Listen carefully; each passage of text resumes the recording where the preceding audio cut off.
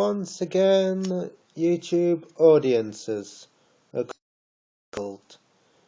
welcome to another Gatecrash opening, brought to you once again by Ian, the Blackburn.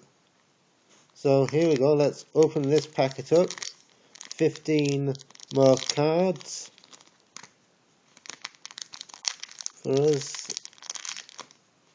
to have a look at. I'm in a good mood tonight because in my last few videos we've had 2 shinies, so fingers crossed it's 3 out of 3. So our first card is the common Structural Collapse. It costs 6 to play, but is a very good sorcery. In fact, so good, target player sacrifices an artifact and a land, and it deals 2 damage to that player.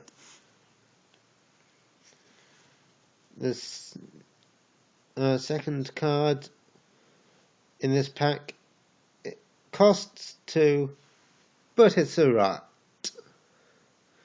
called Gutter Skulk, and it's a 2/2 rat. Pretty much rats about it, really.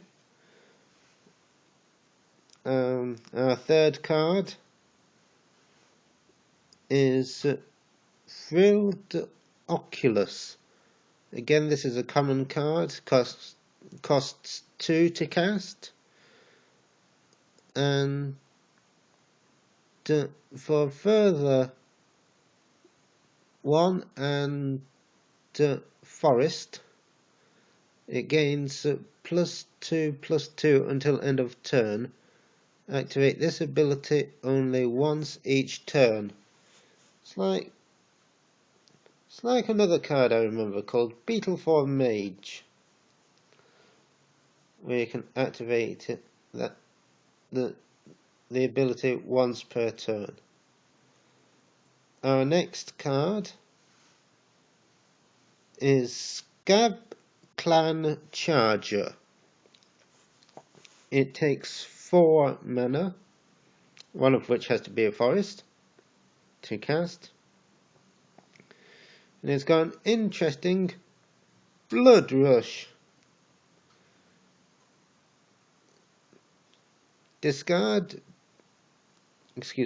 Scab Clan Charger.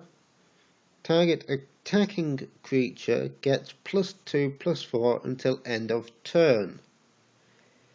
Not bad for 4 mana and an upgrade. Our next card is Drakewing Crassus. This comes from the Simic Guild, and it's got flying and trample, and I wouldn't want to meet it on a dark night like tonight. Its powers 3 attack and 1 defense.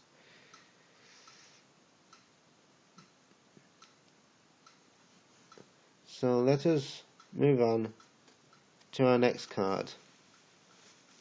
It's one I used against the Hydra called Pit Fight.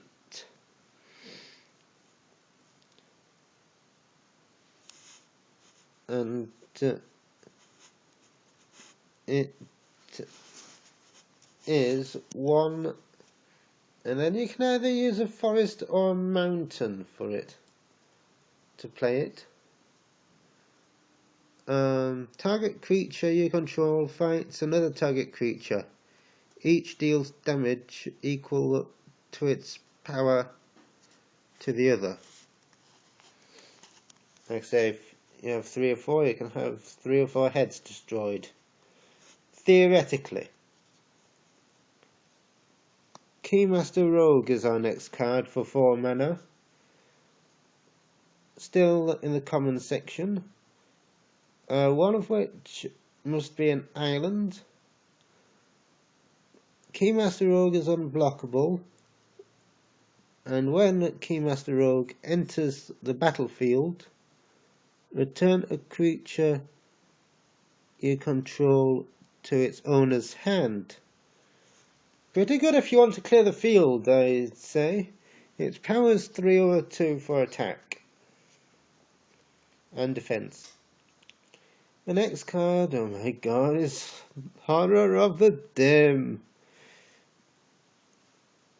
And this would be good in Dimir deck, because for an island,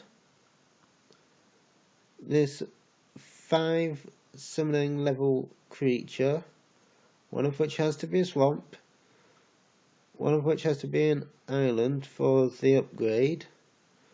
Horror of the Dim gains hexproof until end of turn. And I hope that's the end of the commons. If not, I need a haircut. I need a haircut. Because it's still common, it's white, it's a Guildscorn Ward. For 1 plane. And it's Enchant Aura, so we can enchant a creature with this one. Enchant creature has protection from multicoloured, which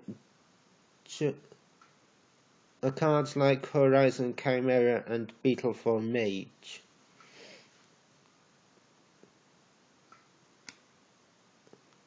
Right, let's have our next card out. It's an artifact called Razor Tip Whip.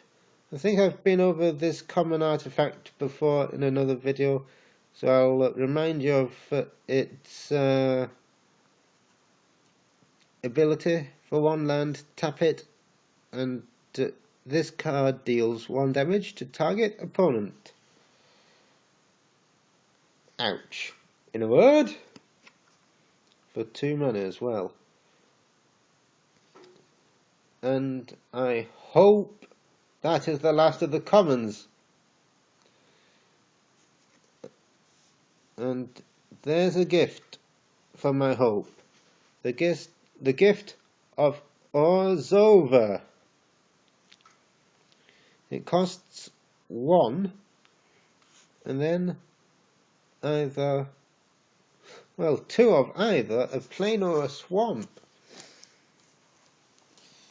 It's a bio creature. So you enchant creature which gains +1/+1 and has flying and lifelink. We always like a bit of lifelink as magic fellas. So our next card is also uncommon. It's Ripscale Predator for 6. 2 of them have to be mountains, 4 from anywhere else. Ripscale Predator can't be blocked except by 2 or more creatures. And it's a 6/5 creature. Pretty nasty if you ask me. Next card is also red. Cinder Elemental it's called. And for 4 mana,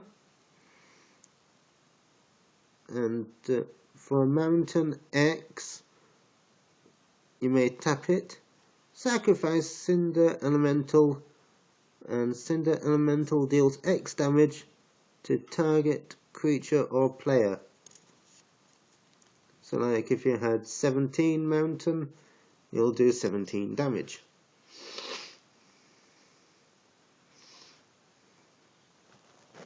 Excuse me. Next card looks like this. It is Illusioner's Bracers. It's a rare. It costs 2, and it's an artifact. And it says,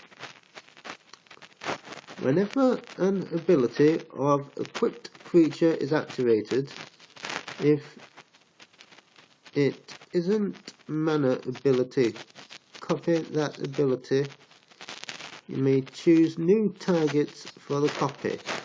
The quick cost is 3,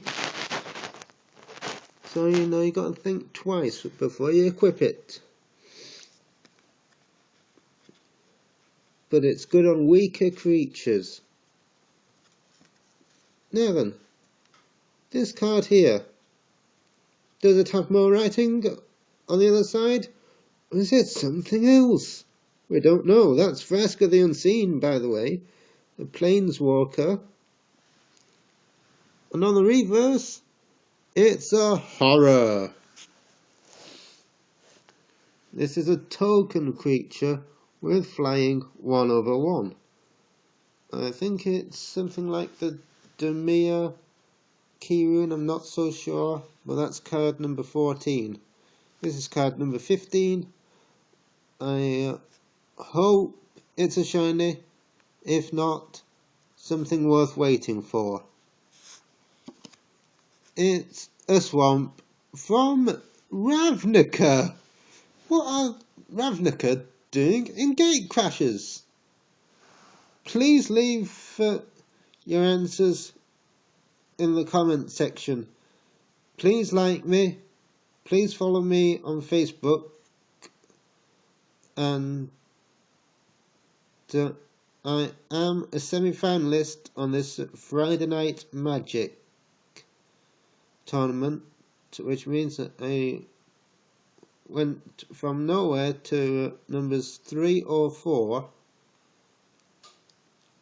and this is where I say good luck, good night, God bless, and good luck with everything else in your life. Good night.